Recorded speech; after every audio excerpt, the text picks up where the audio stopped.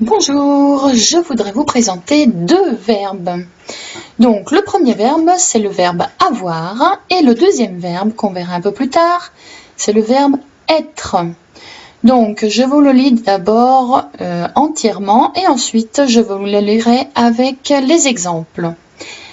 J'ai, tu as, il a, elle a, nous avons, vous avez, ils ont, elles ont. Alors, je vous fais tout de suite remarquer quelque chose concernant la prononciation.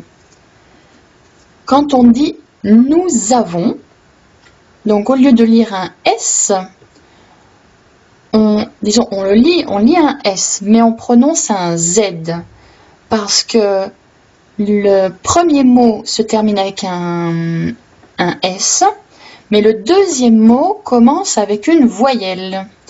Donc les voyelles, ce sont ces lettres-là, A, E, I, O, U.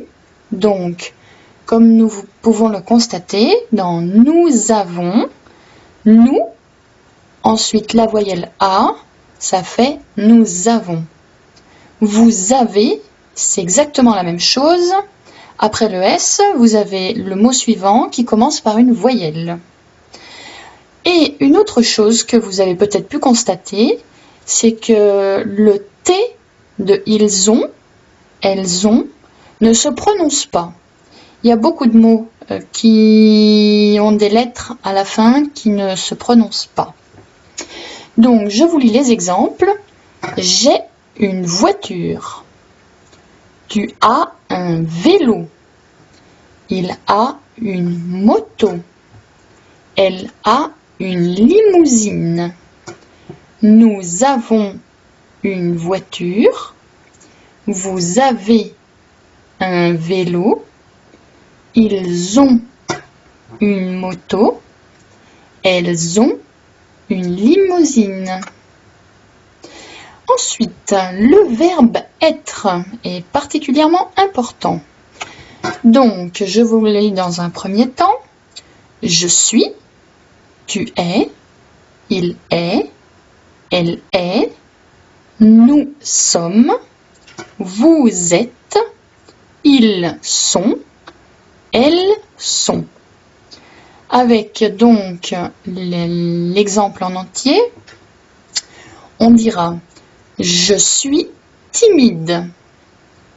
Tu es boudeur. Il est agressif. Elle est hystérique. Donc, comme vous avez pu remarquer, le H ne se prononce pas et le Y se lit comme un I. Nous sommes timides. Donc, comme je vous avais dit, somme, il y a un S à la fin, mais on ne le prononce pas. Timide, c'est exactement la même chose. Souvent, les pluriels ont un S silencieux. Vous êtes boudeur, donc c'est pluriel. Il y a des S, mais on ne les dit pas. Ils sont agressifs. Elles sont hystériques. Voilà, donc ça, c'était juste un petit exemple pour commencer à utiliser les verbes. Les verbes avoir et être ont été donc le sujet de votre leçon.